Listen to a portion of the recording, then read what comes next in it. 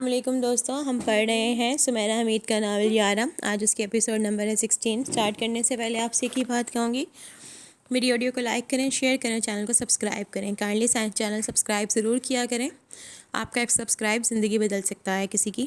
چلیے سٹارٹ کرتے ہیں۔ مزید 2 دن گزر گئے، علیان یونیورسٹی نہیں آیا۔ وہ حال بھی نہیں گیا تھا، کارل ایک بار پھر سنجیدگی سے اسے دھمکا گیا تھا۔ ویرا نے وہ ریکارڈنگ لا دی تھی جو ہارڈ ٹرک میں چلائی گئی تھی۔ ساری رات امرہ اس ریکارڈنگ کو سنتی رہی تھی۔ وہ علیان کی جگہ خود کو کھڑا کر لیتی اور امرہ کا حد تک امیز تلخ انداز سنتی اور بے مول سی ہو جاتی۔ علیان کی جگہ وہ کبھی بھی علیان کی جگہ نہیں آ سکتی تھی۔ اس کے لیے باغ سے پھول توڑ کر لاتا ہوا، ہزاروں کے مجمع میں اسے پہچان کر اس کے پاس آنے والا، صرف اس کے پاس بہانے بہانے سے اس کے ساتھ رہنے والا، علیان تمہیں لائبریری میں ملے گا ورنہ کہیں نہیں۔ اب علیان تمہیں امرہ کے آس پاس ملے گا ورنہ کہیں اور ہرگز نہیں۔ اس کی آنکھوں کی پہیلی بوجھ لینے والا علیان۔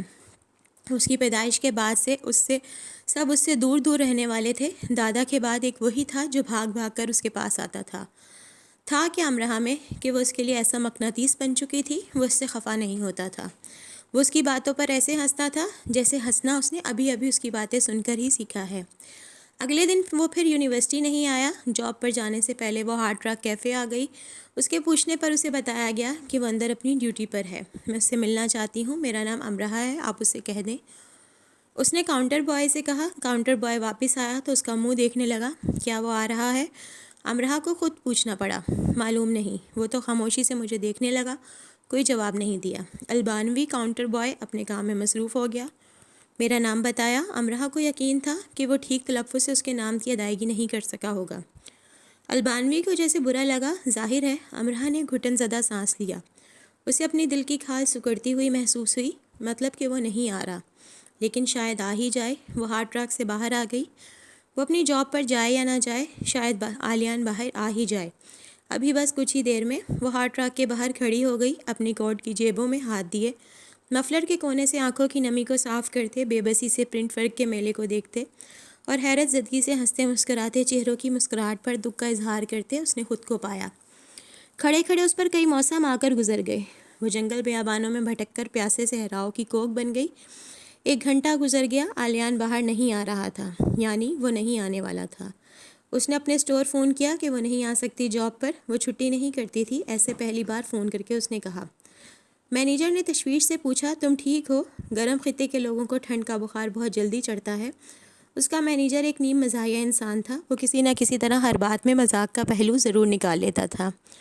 نہیں، بخار نہیں ہے، اس نے بامشکل کہا۔ بخار نہیں ہے تو آ کیوں نہیں رہی؟ کیا گھر کی یاد کا نزلہ ہوا ہے؟ وہ میرے درد ہے سر میں؟ امرہ کے انداز پہ وہ سنجیدہ ہوا۔ ہاں نہیں، بس بہت درد ہے۔ وہ اس کا رونا نہ سن لے، اس نے جھٹ فون بند کر دیا۔ کراس بیک کی سٹیپ میں ہاتھ دیے وہ ٹہلنے لگی۔ بہت سے ہائے ہیلو دوستوں نے رک کر پوچھا کہ وہ وہاں ایسے کیوں کھڑی ہے، اندر کیوں نہیں آ رہی یا جا کیوں نہیں رہی۔ وہ شرمندہ ہو رہی تھی، بہانے بناتے، جھوٹ بولتے، لیکن ظاہر ہے یہ شرمندگی اس شرمندگی کے آگے بہت معمولی تھی جو اسی کیفے میں علیان نے جھیلی ہوگی۔ پہلی بار تھپڑ، دوسری بار تذلیل، اور 5 گھنٹے بعد وہ باہر آیا۔ وہ اگر علیان مارگریٹ ہی تھا تو امرہ کو اسے پہچاننے میں کچھ وقت لگا۔ اس کی شبیہ وہی تھی، وہی ناک نقشہ، وہی صورت، پھر بھی وہ علیان نہیں تھا۔ وہ شرط لگا لیتی اور جیت جاتی، وہ علیان ہو ہی نہیں سکتا تھا۔ وہ جس کاملیت کے برج پر کھڑا دکھائی دیتا تھا، اب وہ اس برج کے ساتھ زمین بوس ہوتا دیکھا جا سکتا تھا۔ اس کی آنکھوں میں سارے جہاں کے ویرانوں کے اندھیرے آن بسے تھے۔ وہ علیان ہی ہوتا تو ایسے اندھیرے کو اپنے اندر پڑاؤ کی اجازت دیتا؟ نہیں، کبھی نہیں۔ باہر نکلتے ہی اس کی نظر امرہ پر پڑی اور وہ پھر بھی نہیں رکا۔ دیکھا، وہ علیان نہیں تھا۔ رات کے اس وقت ایسے امرہ کو انتظار کی حالت میں کھڑا دیکھ کر بھی وہ نہیں رکا تھا، تو وہ علیان کیسے ہو سکتا تھا؟ علیان، اسے لپک کر اس تک جانا پڑا۔ اس نے رکنے میں تامل کیا۔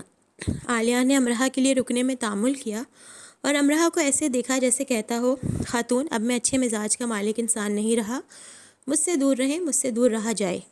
اس کے اتنے قریب جا کر امرہ کو اس سے 1 قدم پیچھے ہٹنا پڑا۔ اس کے تاثرات ایسے اجنبی اور ٹھنڈا کر دینے والے کیوں ہیں؟ وہ روشنی جو اس کے وجود سے آر پار ہوئی لگتی تھی، وہ کہاں ہے؟ وہ تو علیان سے بات کرنے آئی تھی، وہاں کہیں علیان تھا ہی نہیں، تو اب وہ بات کس سے کرے؟ اور اب وہ روشنیاں منعکس کرتے علیان کو کہاں ڈھونڈے؟ تم کہاں تھے؟ جس شدت سے وہ اس سے پوچھنا چاہتی تھی، اس شدت سے پوچھ نہ سکی۔ سوال اس نے پوچھا تھا جبکہ سوالیہ وہ اسے دیکھنے لگا تھا۔ میں بہت دیر سے یہاں کھڑی انتظار کر رہی ہوں۔ اس نے اس بات کو جان بوجھ کر اس انداز میں بتایا کہ ترس کھا کر پرانا آلیان واپس آ جائے۔ کس کا انتظار کر رہی تھی؟ وہ خود کو بدل لایا تھا۔ آغاز اس نے آواز سے کیا ہوگا۔ سوال میں لپیٹ کر کیا جواب دیا تھا اس نے؟ وہ ابھی بھی لاجواب کر دینے پر قدرت رکھتا تھا۔ امرہا اس کی شکل دیکھتی نہ رہ جاتی تو کیا کرتی؟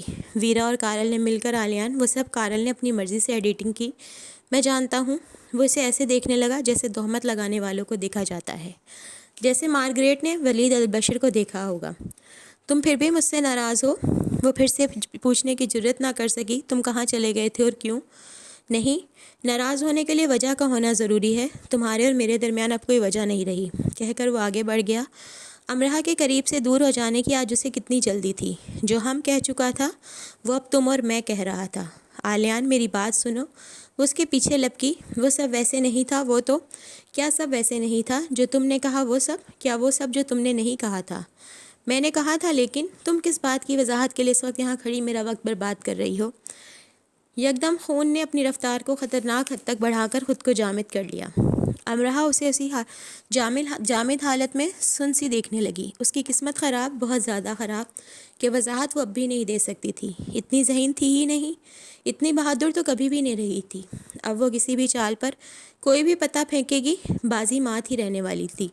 میری ماں ایک بری عورت تھی، ایک آزاد معاشرے کی دلدادہ، گناہ گار، اخلاقی مذہبی حدود کو پھیلانگنے والی، اور کیا کیا کہتے ہیں تمہارے مشرق میں ایسی عورت کو؟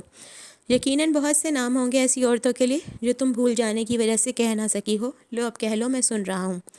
اس نے دونوں ہاتھ سینے پر باندھ لیے اور مکمل فرصت اور کامل توجہ سے امرہا کو دیکھنے لگا۔ ہاٹ راک کیفے کے آس پاس اتنے بڑے دی پرنٹ ورک کے حدود کے اندر کھڑے امرہا کو کوئی ایک بھی چیز ایسی نہ ملی جس پر وہ اپنی نظریں ٹکا سکتی۔ میں جانتا تھا میں کسی خاندان کا حصہ نہیں ہوں، میرا کوئی باپ نہیں ہے، لیکن اس حقیقت سے صحیح معنوں میں مجھے تم نے روشناس کروایا۔ خاموشی کا دورانیہ میں اور تم میں ٹھہر آیا۔ امرہا نے چاہا کہ وہ خاموش ہی رہے۔ اگر وہ ایسے ہی بولتا رہا تو وہ اپنی باقی ماندہ زندگی کیسے گزارے گی؟ مجھے اتنا خراب سمجھتی تھی تم؟ مجھے ترس آتا ہے خود پر جب میں یہ سوچتا ہوں کہ تم اتنی ناپسندیدگی اپنے اندر رکھ کر مارگریٹ جیسی عورت کے بیٹے سے ملتی رہیں۔ تم واقعی ایک انسان دوست لڑکی ہو، بہت رحم دل، جو کسی کو کتنا بھی ناپسند کرے اس پر ظاہر نہیں کرتی۔ تم نے مجھ پر بھی ظاہر نہیں ہونے دیا، لیکن شکریہ کارل کا۔ جو تم نے سن لیا وہی سب نہیں ہے۔ آلیان کو دیکھے بغیر اپنے آنسو روک کر اس نے کہا، جتنا سن لیا ہے اس نے میرے لیے میرا سب ختم کر دیا ہے۔ میں ایک ناجائز بچہ ہوں، ناجائز۔ میری ماں ایک بری عورت تھی، جو تم کہہ چکی، وہ بھی، اور جو تم نہیں کہہ سکی وہ بھی میں سب سن چکا ہوں، سمجھ چکا ہوں۔ میرا مذہب کیا ہے؟ میں عیسائی ہوں، یہودی ہوں، یا کچھ بھی نہیں۔ میں وضاحت دینا مناسب نہیں سمجھتا، اور تمہیں تو بالکل بھی نہیں۔ آلیان، اس کے آنسو نکل ہی آئے اور آواز رند گئی۔ اس کی آواز نے اس کا ساتھ چھوڑ دیا۔ آلیان کے آگے وہ کچھ بول ہی نہیں سکی اور اس نے جانے کے لیے قدم بڑھا دیے۔ تم مسلمان ہو؟ امرہا نے تیزی سے اس کے آگے آ کر کہا۔ جب میرے باپ کا ہی نہیں پتہ تو میرے مذہب کا کیسے پتہ ہوگا؟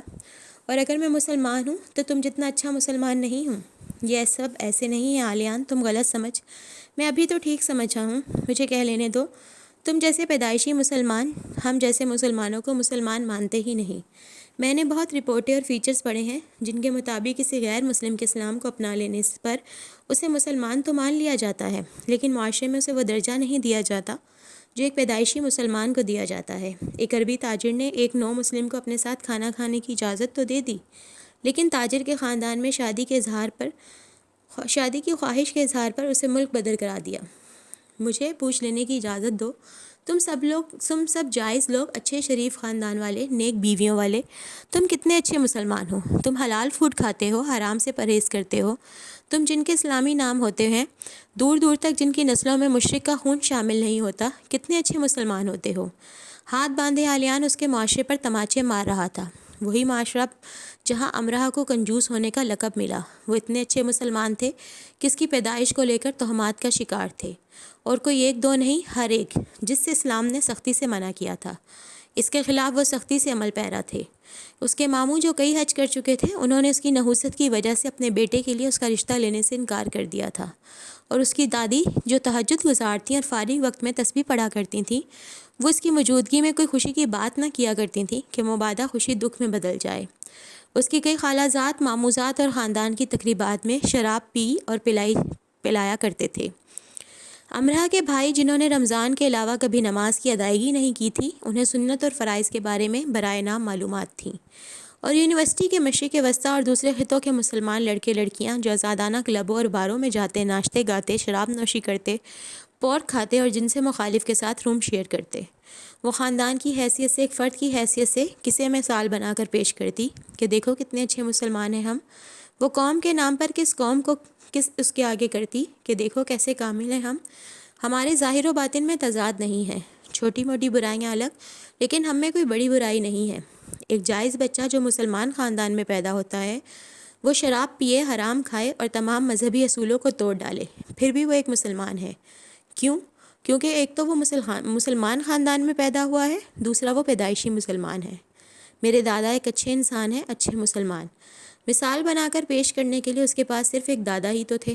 آلیان نے اسے ایسی نظر سے دیکھا کہ امرہ جان پائی کہ بنا ایک لفظ کہے افسوس کا اظہار کیسے کیا جاتا ہے۔ اس نے جانا کہ اگر دادا اتنے ہی اچھے ہیں تو وہ کیوں ان جیسی اچھی نہیں ہے۔ آلیان نے اس ایک نظر میں اتنا کچھ کہہ دیا کہ امرہ نے اپنی گویائی کو زنجیر پا ہوتے دیکھا۔ مجھے تم پر یہ ثابت نہیں کرنا کہ میں کتنا اچھا انسان ہوں، برائے نام ہی صحیح اپنا ماضی بھی مجھے تم پر نہیں کھولنا، کیونکہ اس کی ضرورت ہی باقی نہیں رہی۔ کیوں نہیں رہی یہ تم بہتر جانتی ہو۔ اب تم ایک کام کرنا جو مجھے بھی کرنا ہے۔ یونی میں مانچسٹر میں کوئی آلیان نہیں ہے، اس زمین پر کوئی امرہ نہیں ہے، میں تمہیں نہیں جانتا۔ تو وہ ایسی باتیں کرنا بھی جانتا ہی تھا جس کے لیے وہ سب تھی، اب وہ اس کے لیے کوئی امرہ نہیں ہونے کا اعلان کر رہا تھا۔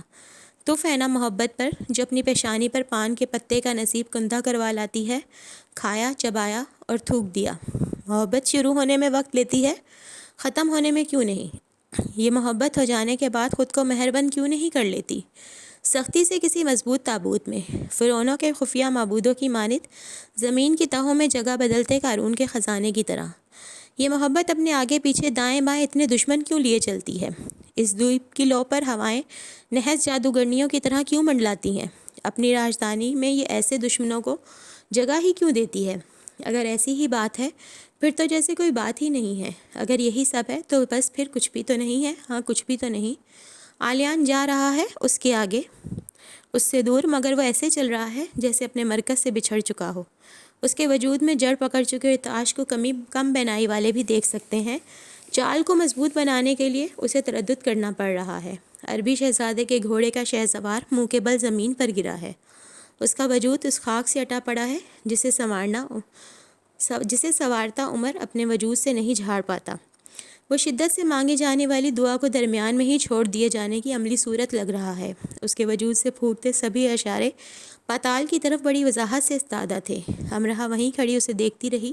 وہ چلا گیا تب بھی جانا تو اسے بھی تھا، بس وہ قوت جو چلنے پھرنے بولنے کے لیے ضروری ہوتی ہے، وہ قوت وہ اپنے ساتھ لے گیا تھا۔ آلیان مارگریٹ وہ کیسا انسان تھا؟ وہ اس کی جان نکال کر لے گیا تھا۔ کیا وہ ایسا ہی تھا؟ کتنا برا تھا وہ؟ بہت برا۔ اسے بس سے واپس گھر آنا تھا، لیکن وہ پیدل چلنے لگی، منہ سے بھاپ نکالتے، پیروں کو برف پر گھسیٹتے۔ اگر ان کے درمیان یہ سب نہ ہو چکا ہوتا تو اس وقت اس کے ساتھ، اس کے پیچھے، اس کے پہلو میں آلیان چل رہا ہوتا، جو اس کے ساتھ رہنے کے لیے فضول بہانے گھڑ لیا کرتا تھا۔ امرہ نے دونوں ہاتھ رگڑے۔ کتنی ٹھنڈ تھی مانچسٹر میں، اف اتنی ٹھنڈ کہ وہ زندہ کو مردہ کر رہی تھی۔ ایسا غضب کا موسم جو زندوں کو مردہ کر دے، ایسے موسم سے خدا بچائے، ایسے موسم سے خدا کی پناہ۔ گھر آتے ہی اس نے ویرا کے کمرے کے دروازے کو دھکے سے کھولا۔ ویرا لیپ ٹاپ پر بیٹھی کام کر رہی تھی۔ اس نے آگے بڑھ کر ایک زناٹے دار تھپڑ اس کے گلابی گال پر دے مارا۔ تم نے میرے ساتھ بہت برا کیا، جو میں نہیں چاہتی تھی وہی ہوا۔ وہ مجھ سے نفرت کرنے لگا ہے۔ وہ پوری شدت سے دھاڑی، گال پر ہاتھ رکھ کر ویرا اس کی سرخ آنکھوں کو دیکھنے لگی۔ مجھے نہیں معلوم تھا امرہ کہ یہ سب ایسے اتنا پیچیدہ ہو جائے گا۔ ویرا نے اسے شانوں سے تھام کر کرسی پر بٹھانا چاہا، لیکن وہ کارپیٹ پر ڈھیر ہوتی چلی گئی۔ تم تو میری دوست تھیں، اب تم نے کسی کو بھی میرا دوست نہیں رہنے دیا۔ امرہ ویرا بری نہیں ہے، ویرا اس کے قریب بیٹھ گئی۔ تم بری نہیں ہو، پر میرے ساتھ تو برا کر دیا نا برا۔ اب اچھا کون کرے گا؟ وہ پھر سے تمہارا دوست بن جائے گا امرہ۔ دوست؟ اب میں مانچسٹر میں ہوں یا نہیں ہوں، اسے اس سے بھی فرق نہیں پڑے گا۔ اور تم دوست ہونے کی بات کر رہی ہو، وہ میرا دوست بھی نہیں رہا، ایسی باتیں سن کر کون کسی کو دوست رکھے گا؟ وہ غصے میں ہم رہا، غصے میں انسان بہت کچھ کہہ دیتا ہے۔ صرف غصہ نہیں تھا، کاش یہ میرا وہم ہی ہو، یہ صرف غصہ ہی ہو، کیا تم اس سے محبت کرتی ہو؟ ویرا نے ہاتھ کی پشت سے اس کی آنکھیں صاف کی۔ مشرقی خطوں میں نکلا چاند گھٹا ٹوپ بادلوں میں چھا گیا۔ امرہ نے خاموشی کا پرچار کیا، تو تم اس سے محبت نہیں کرتی؟ ویرا نے جیسے سب بوجھ لیا۔ یقین جانو امرہ، میں نے کبھی سوچا بھی نہیں تھا تم اس کے بارے میں اس انداز سے سوچتی ہوگی۔ میری غلطی بے شک ہے، لیکن بے قصور تم بھی نہیں۔ امرہ جانتی تھی ویرا ٹھیک کہہ رہی ہے، ابھی وہ ناراض ہے، زیادہ دیر تک تم سے ناراض نہیں رہ سکے گا۔ تم دونوں پھر سے دوست بن جاؤ گے۔ پھر سے، ویرا دھیمی آواز سے اسے سمجھا رہی تھی، اور وہ ویرا کی باتیں ایسے سن رہی تھی جیسے یہی آخری تریاق بچا ہو اس کے لیے۔ خوش فہمیاں اور تسلیوں سے کشید کیا گیا۔ وہ اپنے کمرے میں آ گئی اور چپ چاپ بیڈ کے کنارے بیٹھ گئی۔ رات کا دوسرا پہر بھی بیت گیا، وہ ویسے ہی گمسم بیٹھی رہی۔ اس میں حرکت کرنے کی جستجو نہ رہی تھی۔ زندگی اس میں صرف سانس کی صورت باقی رہی۔ ایک چہرہ اس کی آنکھوں کے آگے گھومنے لگا، الفاظ اس کے ذہن میں تصویروں میں ڈھلنے اور ابھرنے لگے۔ کہانی شروع سے اب تک قصہ گو بنی بیان ہونے لگی۔ رات کا آخری پہر شروع تھا۔ وہ اٹھی اور الماری تک آئی۔ اس نے بہت اندر تقریباً چھپا کر رکھے ایک باکس کو نکالا۔ اس کے ہاتھ کانپ رہے تھے، اس کے وجود کا ارتعاش کا غلام تھا۔ اس نے باکس کو کھولا، اور یہ رات کے آخری پہر کا قصہ ہے، چھپا ہوا، چھپایا ہوا، سر مہر بند۔ اس پر ابھی ممکن نہیں، آخری پہر کی پہلی بات ابھی نہیں۔ اور خوش فہمی بڑے کام کی چیز ہے، یہ زندہ رہنے کے لیے کچھ اسباب بڑے اہتمام سے پیدا کر ہی دیتی ہے۔ ان خوش فہمیوں کو امرہ نے گلے سے لگا لیا، مٹھی میں دبا لیا۔ سب ٹھیک ہو جائے گا، خود کو یہ جملہ یاد کروا دیا۔ دوسرا سیمسٹر شروع تھا، اور جیسا کہ یونیورسٹی میں کہا جاتا ہے کہ اگر آپ نے پہلے سال یا پہلے سیمسٹر میں 40% رزلٹ حاصل کر لیا تو حقیقتاً آپ نے تیر مار لیا، اور امرہ نے تو یہ تیر مار لیا تھا۔ اس کا رزلٹ 60% رہا تھا۔ اور یونی میں ہی مشہور ایک اور مقولے کے مطابق آپ کو پہلے سیمسٹر میں یونی میں موجود اسٹوڈنٹس لائک فائک ذہین فتین Newton, Einstein, Louis Pasteur, Stephen Hawking, Wright برادرن اور الیگزینڈر گراہم بیل کے جانشین لے پالک لگتے ہیں۔ وہ حقیقتاً ایسے ہوتے نہیں ہیں۔ گول فریم کی بڑی اینک لگائے اسٹیفن نظر آنے والا اور مکمل توجہ سے لیکچر کے دوران گردن ہلانے والا اسٹوڈنٹ دراصل ایک درمیانے درجے کا اسٹوڈنٹ ہے، جس کی حقیقت رزلٹ کے بعد کھلتی ہے۔ یہ مقولہ بھی ٹھیک تھا۔ امرہ کو اپنے علاوہ وہاں سب ذہین فتین نظر آتے تھے، لیکن رزلٹ کے بعد اس کی غلط فہمی دور ہو گئی۔ وہ سب ذہین فتین سب اس سے تقریباً پیچھے ہی رہے تھے۔ یہ وہی لوگ تھے جنہیں فریشر فلو پوری آب و تاب سے چڑھا تھا۔ رات کو یہ خود سے صرف ایک گھنٹے کا وعدہ کر کے نکلتے اور ساری رات گھوم پھر کر ناچ گا کر ڈگمگاتے ہوئے صبح کی کرنوں کے ساتھ واپس آتے۔ پہلا لیکچر کٹی پتنگ کی طرح ان کے ہاتھ آنے کا نام نہ لیتا۔ اگر یہ پتنگ کود پھاند کر ہلڑ مچا کر ان کے ہاتھ آ ہی جاتی تو کلاس میں بیٹھ کر ان کے لیے اپنی آنکھیں کھول کر کانوں کو ہماتن گوش کر کے یا چنا منا گوش کر کے لیکچر سننا ایسے ہو جاتا جیسے ہوا میں اونچائی پر اتنی رسی پر نو آموز کا چلنا۔ میں گرا اور لو وہ گر گیا بیچارہ۔ رزلٹ پر امرہ کی آنکھیں کھلی سی گئیں۔ یعنی اس کا تو خیال تھا کہ سارے گورے ایسے ہوتے ہیں، ایسے کیسے؟ یہی بیٹھے بیٹھے راکٹ بنا لینے والے، دریائے ٹیمز میں کود کر دریائے سین سے نکلنے والے، سپر سیکرٹ کمپیوٹرز کے چٹکیوں میں پاس ورڈ توڑ لینے والے، روبوٹ سے کم ایجاد نہ کرنے والے اور شیر سے کم شکار نہ کرنے والے، وغیرہ وغیرہ۔ سب سے شاندار رزلٹ کرناٹک کی منجلا کارہا کا تھا، جو اتنی کمزور تھی کہ کلاس کا ہر اسٹوڈنٹ اسے ٹویٹ دینے کے لیے بیتاب رہا کرتا اور اسے ٹویٹ دے کر بھول جانے کو نیکی سمجھا کرتا تھا۔ ایک بار کلاس میں سر کین کلارک نے ایسے ہی کہا کہ منجلا ضرور گولڈ میڈل لے گی، تو کلاس کے اسٹوڈنٹ کے ڈیوڈ نے بھرپور سنجیدگی سے سر ہلا کر کہا، ضرور، اگر یہ مانچسٹر کی سردیاں نکال سکی تو۔ سردیاں نکال سکی سے تمہارا کیا مطلب ہے؟ ساری کلاس کی دبی دبی کھیکی سے یہ واضح تھی کہ وہ یہ بات سمجھ چکے ہیں، لیکن پروفیسرز بھی نہ۔ پہلے سیمسٹر کی پہلی برف باری میں ہی منجلا کا دیہانت ہو جائے گا۔ منجلا سمیت کلاس ہنس کر پاگل ہو گئی۔ منجلا اسکالرشپ پر مانچسٹر یونی پڑھنے آئی تھی۔ ایگزامز کے دنوں میں امرہ نے 1-2 بار اس کے ساتھ گروپ سٹڈی میں شرکت کی تھی۔ وہ انتہائی بے ضرر اور ہر وقت مدد کرنے کے لیے تیار رہنے والی لڑکی تھی۔ اپنی معصومیت میں وہ عالمگیر سی حیثیت اختیار کر چکی تھی کہ ولیم جو موقع ملتے ہی بیگ میں سے چاکلیٹس کوکیز نکال لیا کرتا تھا، منجلا کے نام پر قسم اٹھا کر خود پر کیے جانے والے شبے سے جان چھڑواتا۔ بعد ازاں وہ منجلا کو ٹویٹ دیتا ہوا نظر آتا، جی ہاں، جھوٹی قسم کے ہر جانے کے طور پر۔ ضمیر کی آواز امرہ کی کارکردگی اچھے اسٹوڈنٹس کی طرح تسلی بخش رہی تھی، اور ظاہر ہے وہ پروفیسرز کی نظر میں آ چکی تھی۔ سر رابرٹ نے یاد سے کلاس میں وہ کارڈز پڑھے جو پہلی کلاس کے دن انہیں لکھ کر دیے گئے تھے، جس پہ اپنے موٹو کے نیچے انہوں نے خود کو 100% کا چیلنج دیا تھا۔ سر رابرٹ نے جو طنز کیے وہ سننے سے تعلق رکھتے تھے، جیسا کہ انہوں نے ہیک کا کارڈ لہرایا۔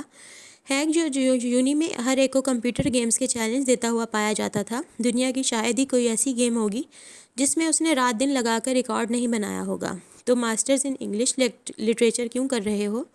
3D میں ہی کوئی ڈگری لے لو، گیمز بنایا کرنا، کھیلا بھی کرنا۔ اس کی شکل پر بیچارگی چھا گئی۔ طنز نہ کرو امرا، مجھے تو خود نفرت ہے اس سب سے، لیکن کیا کروں، یہ لت جان ہی نہیں چھوڑ رہی۔ تمہارے پاس ہے کوئی ترکیب اس سے جان چھڑانے کی؟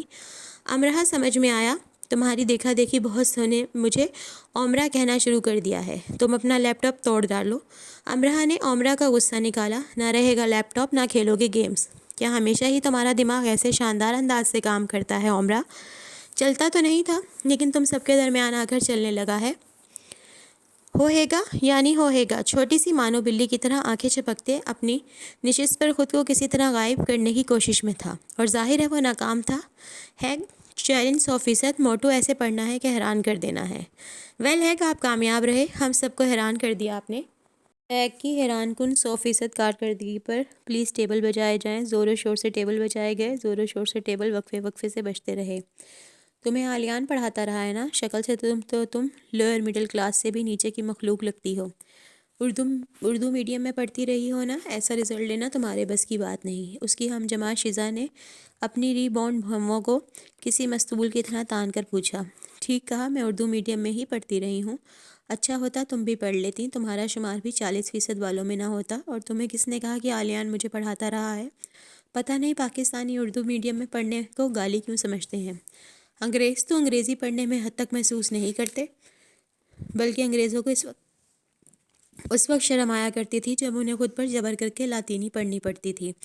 دوسری اقوام اپنی مرضی سے ساری دنیا کی زبانیں سیکھ لیں گی، لیکن جہاں کوئی زبان ان کی جگہ لینے کی کوشش کرے گی، وہیں وہ اپنی واضح ناپسندیدگی ثابت کر کے اپنی زبان کے آگے ڈھال بن کر کھڑے ہو جائیں گے کہ دنیا کی کوئی زبان ان کی زبان سے اچھی ہے نہ ہوگی۔ علی کامنس میں وہ گھنٹوں تمہارے پاس بیٹھا رہا کرتا تھا۔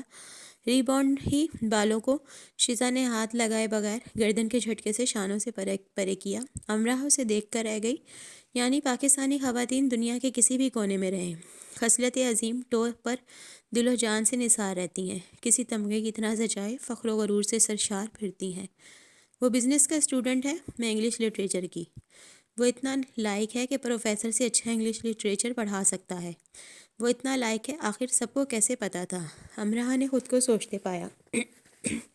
تم اس سے ٹیوشن لیتی رہی ہو؟ امرہ پوچھے بنا نہ رہ سکی۔ تم اس کی جان چھوڑتی تو وہ کسی اور کو ٹیوشن دیتا نا؟ ہونٹوں کے کونوں کو استثنائیہ چچکا کر وہ کڑوی گولی کی طرح بدمزہ سی دکھائی دینے لگی۔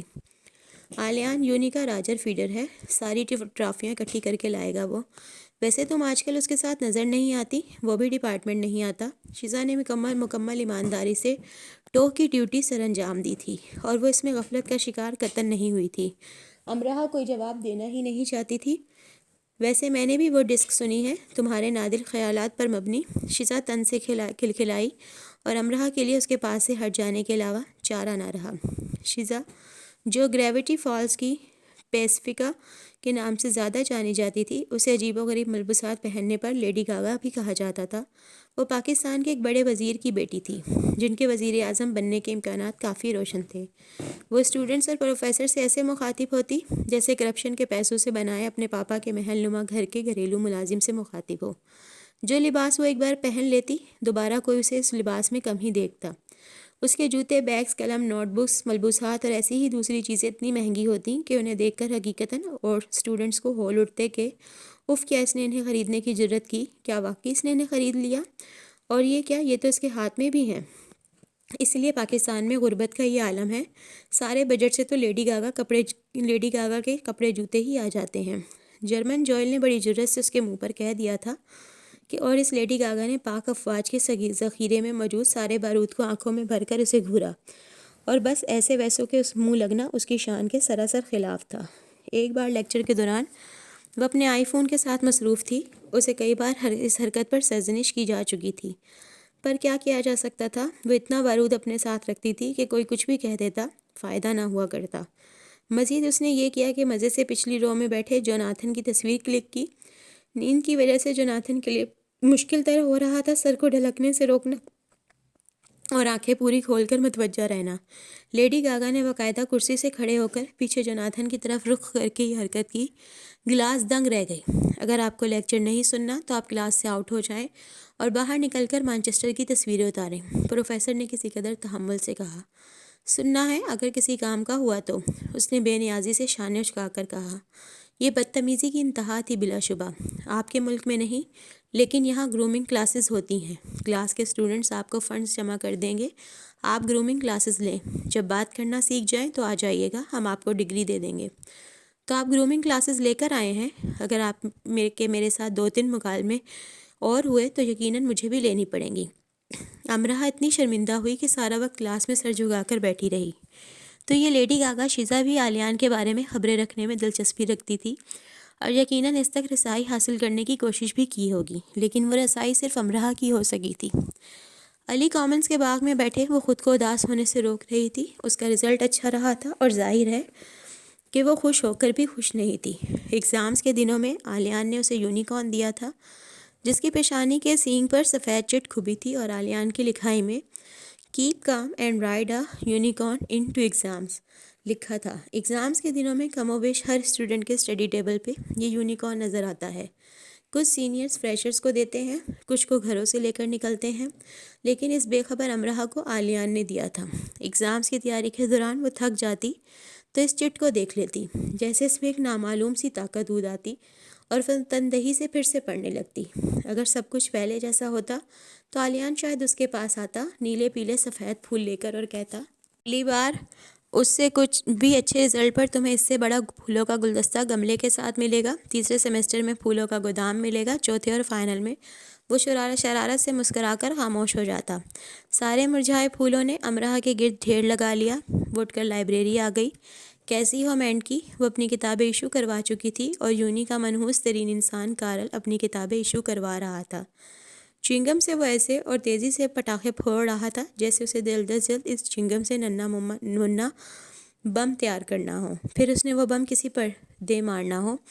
امرہ سے بہترین کون مستحق ہوگا کارل کے بم کا؟ کچھ شیزا کا غصہ، کچھ سے زیادہ اپنے اندر کا دکھ، اور کچھ ہارٹ راک میں ڈسک کا چلایا جانا۔ اس نے ہاتھ میں پکڑی 3 وزنی موٹی کتابوں کا سیٹ اس کے سر پر دے مارا۔ مجھ سے دور رہا کرو، مینڈک ہوگے تمہارا خاندان اور آگے پیچھے کے سلف سب فلاں فلاں اور فلانی فلانیاں، تم سے آگے کا فقرہ، اس نے اردو میں کہا، اور شیزا کی آنکھوں کا بارود ادھاڑ لیتے، اسے اپنی نظروں میں بھر کر داغتے وہ اسے گھورنے لگی۔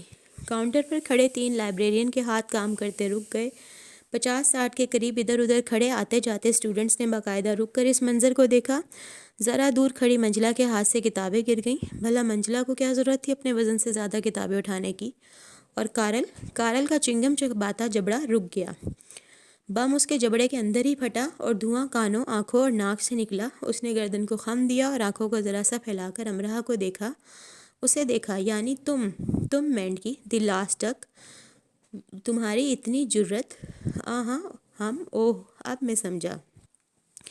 زیر لب مسکراتا 2 انگلیاں اس کی طرف اٹھا کر اپنی آنکھوں کے سامنے لا کر ایران کے لیے امریکی مارکا واچنگ یو کی دھمکی ایران کو نہیں امرہ کو دیتا وہ لائبریری سے باہر چلا گیا۔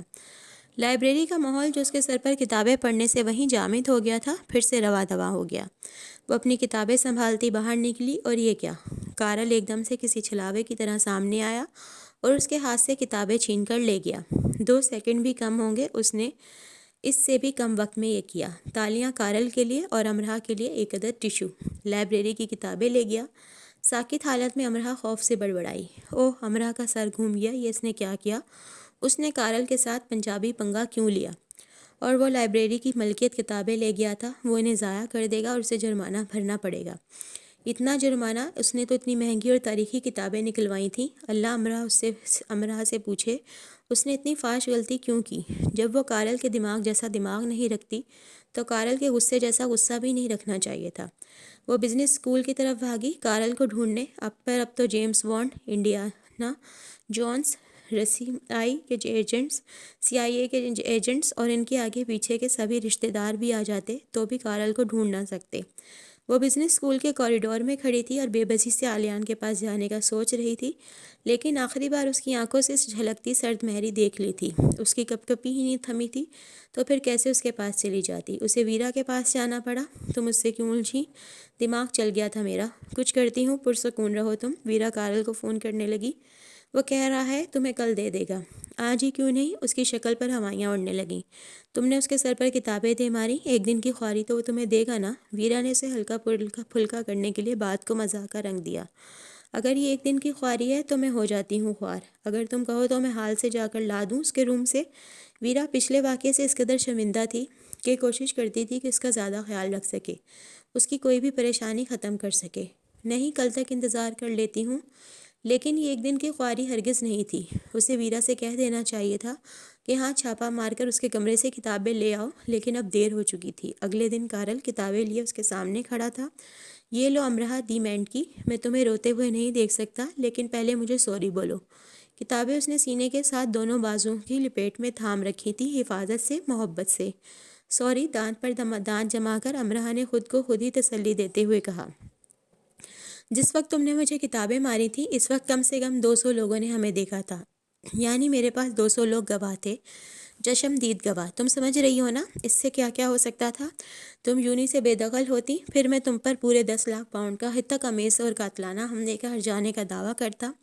لیکن ایک تو میں بہت رحم دل ہوں، چھوٹا سا میاؤں میاؤں سا دل ہے میرا، اور پھر تم سے پرانی دوستی بھی ہے۔ اب تمہاری سوری کو کم سے کم 400 لوگوں کو تو سننا چاہیے نا؟ یہ کچھ زیادہ نہیں ہے؟ بلا شبہ میں انصاف پسندی سے کام لے رہا ہوں۔ دونوں انگلش ڈپارٹمنٹ کے باہر کھڑے تھے اور وہاں اور کرب و جوار میں اتنے اسٹوڈنٹس تو تھے ہی کہ کارل کی حسرت پوری ہو جاتی۔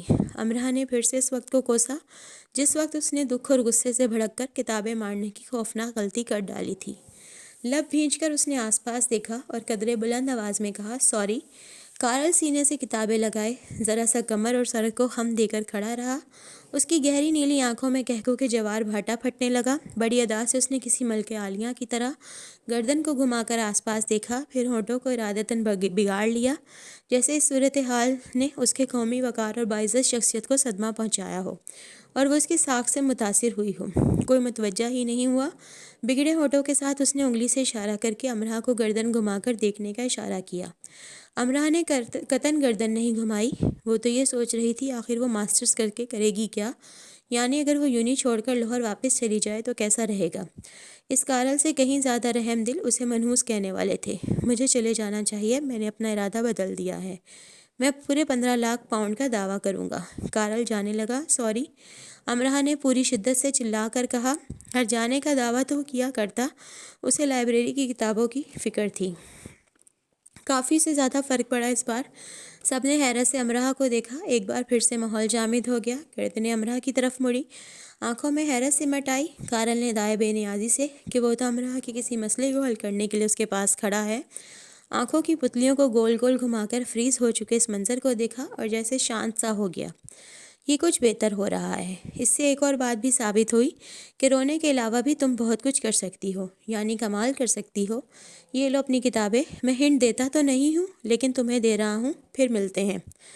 2 انگلیوں سے وچانگ یو کا اشارہ دیتا وہ آلیان ہی کی طرح ہوا میں اچھل کر پیروں کی تالی بجاتا غائب ہو گیا، اور امرہ کا جی چاہا کہ وہ واپس کتابیں اس کے سر پہ دے مارتی رہے کہ آخرکار اسے یونی سے نکال دیا جائے۔ ساری کتابیں تیز دھار بلیڈ سے کاٹی ہوئی تھیں، صفحات درمیان سے 2 حصوں میں کاٹ دیے گئے تھے۔ وہ کبھی بھی یہ بات ثابت نہیں کر سکتی تھی کہ یہ کارل نے کیا ہے۔ اسے اپنی محنت کی کمائی سے جمع کیے گئے پاؤنڈز میں سے بھاری جرمانہ ادا کرنا پڑا۔ کارل زمین پر موجود سب سے زیادہ منحوس انسان۔ 2 دن وہ کھانا نہیں کھا سکی، سو نہیں سکی۔ اس کے جی میں آیا وہ کارل کو ساری بد دعائیں دے ڈالے جو پنجاب کی خواتین روایتی خاندانی لڑائیوں میں دیتی ہیں، لیکن وہ اسے چند امرہ ٹائپ دعائیں ہی دے سکی، جیسے مانچسٹر میں جب بادل چھا جائیں تو آسمانی بجلی تم پر ٹوٹ پڑے اور ایسے گرے کہ تمہیں سیاہ بھوت بنا دے، تم زندہ رہو لیکن مردوں کی طرح۔ یونی کے سبھی اسٹوڈنٹس تمہیں دیکھتے ہی چیخیں مارنے لگے، دل برداشتہ ہو کر تم یونی ہی چھوڑ جاؤ، اور یا یہ کہ تم رات کو سو اور کارل ہو، صبح اٹھو تو فلم نرنیا کے لومڑ بن چکا ہو۔ آمین۔ اس واقعے کے بعد وہ زمین پر موجود سب سے زیادہ دکھی لوگوں میں سے ایک ہو گئی۔ اسے پوری شدت سے یہ محسوس ہوتا تھا کہ وہ اکیلی ہو گئی ہے۔ آلیان اسے کہیں دکھائی نہیں دیتا تھا۔ ایک بار وہ اسے دکھائی دیا تو اپنے آپ کو سیاہ ہڈ میں چھپائے۔ اگر میں کہیں گم ہو جاؤں تو مجھے کیسے ڈھونڈو گی؟ ایک بار وہ امرہ سے پوچھنے لگا۔ وہ کیا کیا سوچتا رہتا تھا؟ وہ گم ہونے جا رہا تھا اور اسے یہ انتظام بھی رکھنا تھا کہ اسے ڈھونڈ لیا جائے۔ تمہارے لمبے کانوں سے، اس نے سنجیدگی سے کہا، لیکن ساتھ ساتھ سیاہ پتلیاں بھی مٹکائیں۔ میری شناخت کے لیے اتنا اہم کردار ادا کریں گے؟ مجھے معلوم نہیں تھا۔ میں دعا کرتا ہوں یہ لمبے اور لمبے ہو جائیں تاکہ مجھے جلدی سے ڈھونڈ لیا جائے۔ اب تو وہ جلدی سے گم ہو گیا تھا۔ امرہ اسے ان بڑے اور لمبے کانوں سے پہچان کر ڈھونڈ نہ نکالے، وہ انہیں ہڈی میں چھپا کر رکھتا تھا۔ معمولی بات تھی لیکن کافی تکلیف دہ بات تھی۔ ہارٹ راک کے باہر آخری ملاقات کے بعد امرہ نے اسے بہت سارے دنوں کے بعد آکسفورڈ روڈ پر تیزی سے سائیکل چلاتے دیکھا۔ امرہ بس میں تھی۔ کاش بس کی جگہ وہاں کوئی لاہوری رکشہ ہوتا تو وہ رکشے والے سے کہتی کہ بھائی ذرا اس سرمئی ہڈی والے کا پیچھا کرنا۔ وہ دیکھنا چاہتی تھی آخر اب وہ کہاں مصروف رہتا ہے کہ دکھائی بھی نہیں دیتا۔ اسی روڈ پر اس کے ساتھ چہل قدمی کرنے والا اسی روڈ پر اس سے دور بھاگ رہا تھا۔ وہ چپکے سے بزنس ڈپارٹمنٹ کے کتنے ہی چکر لگا لیتی پر وہ اسے نظر نہیں آتا تھا۔ وہ واقعی میں ذہین تھا، چھپ جانا جانتا تھا۔ امرہ تو ناکارہ تھی اور وہ اسے اتنی بڑی یونی میں ڈھونڈ نکالتا تھا۔ اکثر وہ یونی میوزیم کے کسی کونے قدرے میں چھپی سی کھڑی ہوتی تو وہ پیچھے آ کر کھڑا ہو جاتا، جیسے چلتے چلتے اسے خواب آ جاتے ہوں کہ امرہ اس وقت کہاں ہے، جیسے وہ ریڈار میں ہو اور اسے ٹھیک ٹھاک معلوم ہو کہ امرہ نامی جہاز مانچسٹر یونی کے آسمان پر کس طرف کی محو پرواز ہے۔ امرہ کو یہ خواب نہیں آتے تھے کہ وہ کہاں ہے۔ سارے خواب آلیان کو ہی کیوں آئے؟ سارے ہی الہام آلیان کو ہی کیوں ہوئے؟ اس مغرب میں رہنے والے کو مشرقی آداب کس نے سکھائے؟ ڈھونڈ نکالنا اور ظاہر بھی نہ کرنا ان گروہ کا بادشاہ وہ کب بنا؟ دوبارہ وہ آلیان سے بات کرنے کی ہمت نہ کر سکی۔ وہ اسے دیکھ لینا چاہتی تھی بس۔ ان کے درمیان جو کچھ ہو چکا تھا اسے ٹھیک ہونے میں وقت بھی لگنا تھا اور مرہم بھی۔ مرہم وقت کے تھال پر تھا اور وقت قسمت کی مٹھی میں۔ امرہ کے ہاتھ میں تو اب کچھ بھی نہیں رہا تھا۔ آؤ اور سب کہہ ڈالو، میں سننے کے لیے تیار ہوں، اسے معمولی نہ جانو۔ The big been, London double deck بس اور لندن ٹیکسی برطانیہ کے لینڈ مارک مانے جاتے ہیں، اور سائی کو مانچسٹر یونی کے اسٹوڈنٹس کا لینڈ مارک مانا جاتا ہے۔ بنا کسی شک و شبے کے سے اٹ آل، سب کہہ ڈالو یعنی سائی۔ پیلے رنگ کے بورڈ پر نارنجی روشنائی سے یہ الفاظ سائی کی لکھائی میں لکھے ہیں۔ یونی میں شاید ہی کوئی ایسا بد نصیب ہوگا جو اس بورڈ کے مالک کو نہیں جانتا ہوگا۔ سائی سیاہ فام، نسلاً امریکی لیکن برطانوی شہری ہے۔ اس کا اصل نام ایڈی ہے۔ ہلکے گھنگریالے بال، پتلا سا جس کی وجہ سے کچھ زیادہ ہی لمبا دکھتا ہے، آنکھیں گول گول اور نمایاں اور ان پر پتلے فریم کا نظر کا چشمہ۔ اپنے بیگ کو دونوں کندھوں پر پھنسائے، کمر پر پیچھے لٹکائے، وہ مانچسٹر یونی کا زمینی فرشتہ ہے۔ یونی کا دادا دادی، نانا نانی، چچا ماموں، خالہ، بھائی بہن اور دوست، وہ سب ہے۔ وہ سائی ہے۔ یونیورسٹی میں اس کے بیٹھنے کی ایک ہی مخصوص جگہ تھی، علی لرننگ کامن کے باغ کے درخت تلے۔ ویسے اسے کہیں بھی روک کر بٹھایا جا سکتا تھا، وہ اعتراض نہیں کیا کرتا تھا کیونکہ وہ تو فرشتہ تھا اور اس تک رسائی بہت آسان تھی۔ جب وہ فارغ ہوتا درخت تلے آ کر بیٹھ جاتا اور بیگ میں سے بورڈ نکال کر رکھ لیتا، مطلب میں فارغ ہوں، ہمہ گوش ہوں، آؤ میں سب سنوں گا اور تم سب کہہ ڈالو اپنے درد، اپنی تکلیفیں، وہ سب فضول کی باتیں جو کوئی اور نہیں سنتا، تمہارے رونے کے قصے، تمہارے نہ ہنسنے کی وجوہات، تمہاری خالی جیب کی بدقسمتیاں، تمہارے کمروں سے کھانے کی اشیاء کا غائب ہو جانا، شیمپوز، پرفیومز اور ایسی ہی دوسری چیزوں کا گمشدہ رہنا، اسائنمنٹس کا مکمل نہ ہونا، پڑھائی ایک بوجھ لگنا، پرانی کتابوں کا نہ بکنا، نئی کتابوں کے پیسوں کا بار اور کیفے میں اڑ جانا، لیکچر سے زیادہ دھیان پارٹی میں لگے رہنا، گھر کی یاد ستانا، مجھے کوئی اعتراض نہیں، میں تو سب سننے کے لیے دل و جان سے تیار ہوں۔ ایڈی یعنی کہ سائی یونی کا 4 سالہ پرانا اسٹوڈنٹ ہے۔ اس کی تاریخ کے بارے میں مختلف باتیں گردش کرتی رہتی ہیں۔ کچھ کہتے ہیں جب وہ نیا یونی آیا تھا کچھ معاملات کو لے کر اتنا پریشان رہا کرتا تھا کہ فلاں درخت کے سائے میں بیٹھ کر رونے لگتا۔ اس نے ایک دو اسٹوڈنٹس کو اپنی بات سنانے کی کوشش کی، لیکن کچھ کے پاس وقت نہیں تھا اور کچھ کا کہنا تھا کہ وہ بیکار باتوں کو لے کر پریشان ہے۔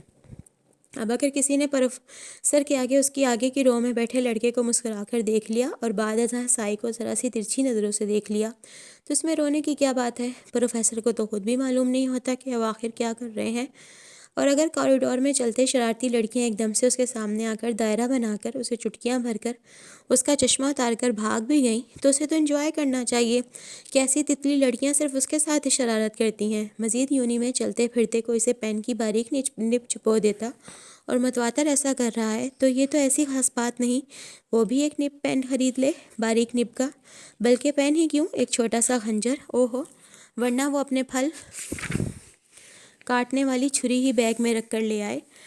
اس میں مسئلہ کیا ہے آخر؟ 6 مہینے بعد سائی نے محسوس کیا کہ بہت سی باتیں دوسروں کے لیے بہت معمولی اور غیر اہم ہوتی ہیں، جبکہ وہی باتیں کسی ایک کے لیے بہت اہم اور غیر معمولی ہو جاتی ہیں۔ اس نے ایک بورڈ بنایا اور اس پر سی ٹال لکھا اور اسے لے کر یونی میں گشت کرتا رہا۔ جہاں کوئی اس سے اس کا مطلب پوچھتا وہ بتا دیتا۔ پہل اس کے سی ٹال کی ضرورت کسی کو محسوس نہیں ہوئی، بلکہ ایک یہ مضحکہ خیز خیال لگا، ظاہر ہے ہم اپنی باتیں اپنی دوستوں سے شیئر کرتے ہیں، ورنہ خوف سے کسی سے بھی نہیں کرتے۔ ویسے دوستوں کے ساتھ شیئر کر دینے سے بھی وہ BBC نیوز سروس کی طرح سارے میں نشر ہو جاتی ہیں، تو ایک انسان کے ساتھ شیئر کرنے کا رسک کوئی کیوں کر لے گا؟ بلکہ نتیجے کے طور پر ان کا کیا حال ہوگا؟ نہ ختم ہونے والی لڑائیاں اور تاریخی عظیم اسٹوڈنٹ اسکینڈلز کے نہ ختم ہونے والے سلسلے کا آغاز یعنی انجام، یہی سب نا۔ لیکن آہستہ آہستہ سب لڑکے لڑکیاں اس کے پاس آنے لگے، خاص کر وہ جن کی نئی کسی دوست سے لڑائی ہوئی ہوتی یا پروفیسر نے دبے لفظوں میں کلاس میں ان کی بے عزتی کر دی ہوتی۔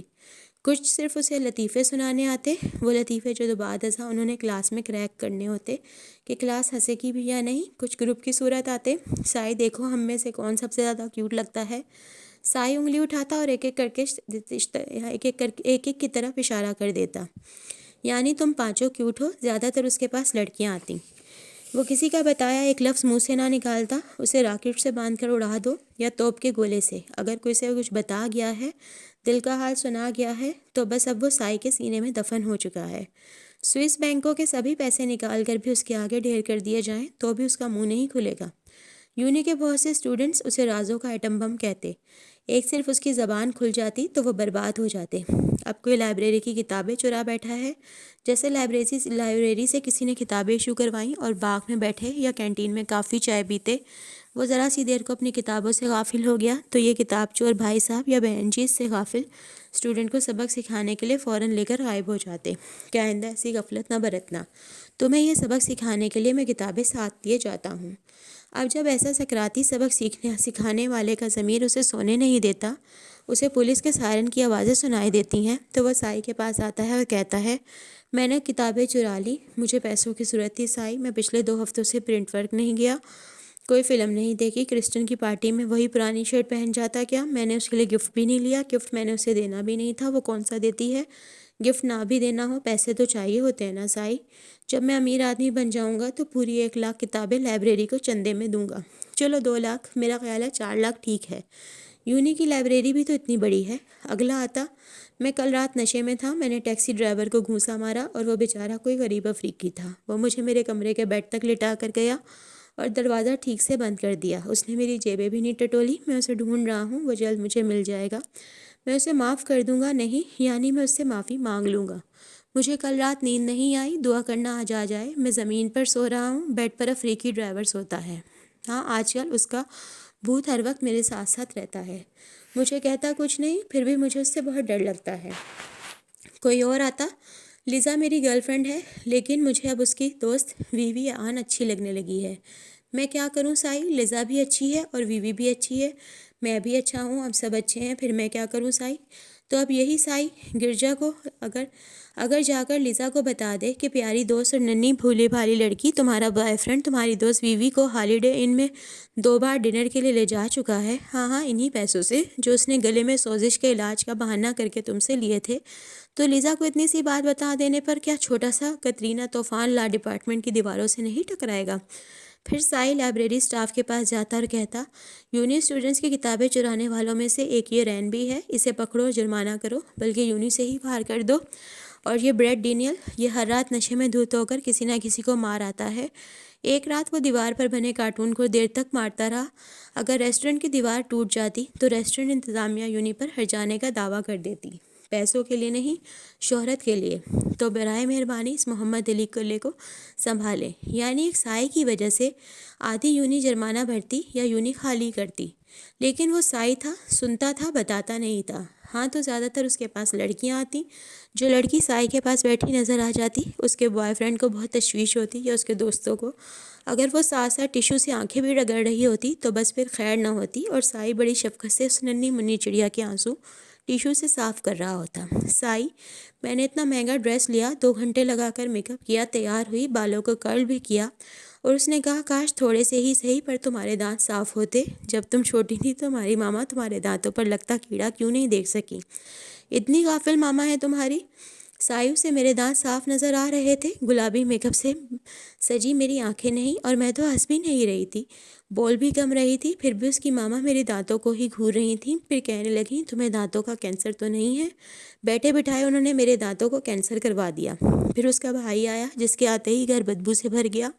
وہ مجھے دیکھتا رہا، اور جانتے ہو اس نے مجھے کیا کہا؟ میرا ایک دوست ہے ڈینٹسٹ، اس نے دانتوں کے پیچیدہ ترین کیس نپٹائے ہیں، وہ تمہارے لیے بھی ضرور کچھ کر دے گا۔ اگرچہ میں اسے ناکام ہوتے دیکھ رہا ہوں۔ پھر وہ منہ کھول کر ہنسنے لگا اور بدبو سے میرا دم گھٹنے لگا۔ پہلے وہ اپنی بدبو کا علاج کیوں نہیں کروا لیتا؟ سائی، ایسی محبت کا کیا فائدہ کہ وہ آپ اس کے سامنے اس لیے کم بولیں کہ وہ پھر سے آپ کے دانتوں کو لے کر بیٹھ جائے گا۔ وہ میری ہر ملاقات میں میرے دانتوں کا ذکر ضرور کرتا ہے۔ کیوں کرتا ہے وہ ایسا؟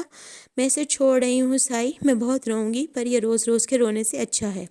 سو سو کرنے، آنسو بہانے اور صاف کرنے کا وقفہ۔ جب میں کیمسٹری کا نوبل انعام لے رہی ہوں گی تو اپنے بدبودار بھائی کے ساتھ بیٹھے وہ مجھے ٹی وی پر براہ راست دیکھتے، ضرور دکھ ہی ہوگا، لیکن اس وقت کچھ نہیں ہو سکے گا۔ میری زندگی میں مارکس ایک بار آ چکا ہوگا اور میں اپنا نوبل انعام اسی کے نام کروں گی۔ ہاں ٹھیک ہے، میں یہی کروں گی۔ یونی میں تو یہ سب چلتا ہی رہتا تھا۔ سنا تھا اینسلم ہال جہاں وہ رہتا تھا، اکثر رات گئے اسے اٹھایا جاتا اور کمرے میں کہیں رکھا اس کا سی اٹ آل بورڈ اس کے پاس رکھ کر اس پر اپنی فرسٹریشن نکالی جاتی۔ وہ بیک گراؤنڈ سے ٹیک لگا کر یا زمین پر اسٹوڈنٹ کے ساتھ ہی بیٹھ جاتا اور رو رو کر سنایا جانے والا حال سنتا۔ مجھے گھر جانا ہے سائی، میری ماں کیا کھانے بناتی ہے، یہاں کے کھانوں کے میں بالکل مزہ نہیں ہے، میری تائی کے ہاتھوں میں تو بالکل ذائقہ نہیں ہے۔ ہفتے میں ایک بار ان کے گھر جاتا ہوں، سارے ہفتے کا بچا ہوا کھانا مجھے کھلا دیتی ہے۔ پاپا کہتے ہیں میں تجھے زہر ہی کیوں نہ کھلا دوں، ہفتہ اتوار تو ان کے گھر ہی رہے گا۔ پاپا جی نہیں، مجھے صرف اپنی ماں کے پاس جانا ہے۔ جالندھر کے رہائشی پرتاپ سنگھ کو رونا بڑا اچھا آتا تھا، پر بیچارہ سائی بھی رونے لگتا۔ یونی سب اتنے اچھے اچھے کپڑے پہن کر آتے ہیں، میں ہی کیوں غریب ہوں سائی؟ میرے پاس صرف ایک ارمانی کی جینز ہے، میں کب تک اسے ہی پہنوں؟ میرا آئی فون پرانا ہو چکا ہے، 6 مہینے سے میں نے وہی پرانا ہیئر اسٹائل اپنا رکھا ہے کہ مجھے لگنے لگا ہے کہ میں 17ویں صدی کا کوئی چوکر ہوں جسے دیکھ کر بچے بھی نہیں ہنستے۔ آرٹ اسکول کا چارلی۔ میں پاستا بنا کر رکھ گیا، آیا تو پلیٹ غائب، کمرہ لاک تھا سائی، میں قسم کھا سکتا ہوں کمرہ لاک تھا۔ یہ 5ویں بار ہوا ہے کہ میرا پاستا غائب ہوا ہے۔ سنا ہے اوک ہاؤس میں جن ون کا سایہ ہے، وہ پوجا بتا رہی تھی، کمرے میں ایک لڑکا ٹھنڈ سے مر گیا تھا اور بھوکا بھی تھا۔ سائی، میں کیسے پتا کروں کہ وہ کس کمرے میں بھوک سے مرا یا ٹھنڈ سے؟ کیا میرے کمرے میں؟ کیا مجھے کوئی کچھ بتاتا ہی نہیں ہے؟ میں انتظامیہ کے پاس کہا تو اس نے بڑے ٹھنڈے لیکن جلے ہوئے انداز میں کہا، وہ تو شاید ٹھنڈ اور بھوک سے نہ مرا ہو، لیکن تم یقیناً خوف سے مرنے والے ہو۔ چلو میں تمہارا کمرہ نوٹ کر لیتا ہوں۔ وجے پنڈت، کمرہ نمبر 302، اوک ہاؤس۔ بیجا خوف اور خدشات کے باعث کمرے میں مردہ پایا گیا۔ اس بھوت سے بچنے کے لیے اپنی ذمہ داری پر کمرہ لیا جائے۔ سن 2014۔ شکریہ۔ میں نے اپنی وارڈروب دیکھی تو مجھے معلوم ہوا میرے نئے جوتے جو ماما نے میری سالگرہ پر مجھے دیے تھے اور جنہیں میں نے ایک بار بھی نہیں استعمال کیا، وہ کوئی 10 بار پہن کر وہاں رکھ چکا ہے۔ او سائی، میں کس قدر لاپرواہ ہوں، میں نے روز اپنے جوتے کیوں نہیں چیک کیے؟ میں کمرہ لاک کرنا کیسے بھول گیا آخر؟ لیکن سائی، آخر کبھی ہم کمرہ لاک کرنا بھول ہی جاتے ہیں نا، ہم سب ہی۔ تو مانچسٹر یونی میں جو 12 لڑکے لڑکوں کے گروپ کو دوست رکھتے تھے یا صرف ایک کو، سائی کی ضرورت کبھی نہ کبھی سب کو پڑتی تھی۔ ایک سننے والا کان سب کو چاہیے ہوتا ہے۔ پروفیسر تک اس کے پاس پائے جاتے۔ سائی سے بات کرنے کے چند طریقے تھے۔ آپ صرف بولیں، وہ صرف سنیں، زیادہ تر یہی کرتے۔ آپ بولیں، وہ بھی بولے آپ کی اجازت ہو تو۔ آپ بولیں تو پھر وہ سوالات کرے، آپ بول چکے ہوں تو وہ آپ کو اچھی اس جیسی کوئی رائے دے، آپ کی اجازت ہو تو۔ امرا سائی کے پاس 2 بار آ چکی تھی، ایک بار جب اسے جاب نہیں مل رہی تھی اور ایک بار جب آلیان نہیں مل رہا تھا۔ اب کارل والے واقعے کے بعد وہ پھر سے اس کے پاس رونے کے لیے آئی تھی، لیکن ایک ہندوستانی لڑکا راما اس کے پاس پہلے سے ہی بیٹھا ہوا تھا۔ وہ جانے لگی تو راما نے اسے ہاتھ کے اشارے سے روک لیا۔ وہ ہاتھوں کو گود میں رکھے سر جھکائے ایسے بیٹھا تھا جیسے مانچسٹر یونی میں اس کی مہندی کی رسم ادا کی جا رہی ہو۔ آپ ہنس سکتے ہیں لیکن یہی سچ ہے۔ وہ میری دوست ہے، بہت اچھی دوست، ہاں صرف دوست۔ وہ مجھ سے 1 سال سینئر ہے، یہ اس کا آخری سیمسٹر ہے، پھر وہ چلی جائے گی فرانس۔ اس نے کہا میں فرانس آ سکتا ہوں اس سے ملنے؟ ہاں میں چلا جاؤں گا اس سے ملنے، 1 سال بعد جاؤں گا، پھر شاید 5-6 سال بعد جاؤں، پھر شاید 8-10 سالوں بعد، پھر میں بوڑھا ہو جاؤں گا اور ظاہر ہے پھر میں مر جاؤں گا۔ ظاہر ہے ہمیں مرنا بھی تو ہوگا نا، شاید وہ بھی کبھی آئے اتر پردیش مجھ سے ملنے، میں اسے اپنا گاؤں دکھاؤں گا۔ لیکن سائی، یہ سب سوچتے میں رونے جیسا کیوں ہو جاتا ہوں؟ اور سائی، وہ ابھی گئی نہیں ہے اور میں ابھی سے اسے بری طرح یاد کرنے لگا ہوں۔ ابھی تو وہ میرے پاس ہی ہے، اسے دیکھ کر مجھے رونا آتا ہے۔ جس کا آخری سیمسٹر ہے، پھر میرا بھی آخری سیمسٹر آ جائے گا، میں بھی چلا جاؤں گا مانچسٹر میں مل کر، ہم دنیا میں بکھر کر ہم کھو جائیں گے نا سائی۔ امرا گود میں ہاتھ رکھے آنکھوں کی نمی چھپانے کے لیے سر جھکائے بیٹھے اتر پردیش کے راما کو دیکھ رہی تھی۔ کوئی اندھا بھی بتا سکتا تھا کہ اس لڑکی کے چلے جانے کے بعد وہ سیدھا سیدھا مر جائے گا۔ اسے روک لو راما، سائی کو مشورے کی اجازت دی گئی۔ روک لینا اتنا آسان نہیں ہے، وہ فرنچ ہے۔ خاندان کے نام پر اس کے پاس ایک ماں اور ایک ستیلی بہن ہے۔ اس کی ماں بیلے ڈانسر رہ چکی ہے۔ میرا خاندان، میرا کلچر، کوئی ترکیب نکالو لیکن روک لو اسے۔ وہ گئی تو تم بھی اپنی اصلی حالت میں نہیں رہ پاؤ گے، تم مر جاؤ گے راما۔ اپنے زندہ رہنے کے لیے کچھ کرو۔ امرا ایک ٹک راما کو دیکھ رہی تھی۔ جس فرینچ لڑکی کی بات وہ کر رہا تھا وہ کافی مہینوں سے گائے بگائے شلوار قمیض ساڑی چولی میں ملبوس نظر آتی تھی۔ ماتھے پر چھوٹی سی بندی بھی لگا لیتی، مننے سے بالوں کی چوٹی کی صورت گوند کے سامنے رکھنے کی کوشش کرتی۔ جس قصے کو راما بیٹھا رو رہا ہے، ایسے ہزاروں قصے مانچسٹر کی دھرتی سے شروع ہو کر ختم بھی ہو جاتے تھے، اور صرف خوش قسمت ہی ہوتے ہیں جو آہیں اور یادیں نہیں، ایک دوسرے کا ساتھ لے کر نکلتے تھے۔ مختلف ملکوں، سماجوں اور روایتوں کے حامل اسٹوڈنٹس کا ایک جگہ اکٹھے ہو کر پڑھنا، دوست بننا، محبت میں مبتلا ہو جانا اور روایات کے نام پر الگ ہو جانا، اور پھر بڑھاپے میں آہیں بھرنا، یہ سب کڑوی ہی سہی لیکن حقیقت تھی۔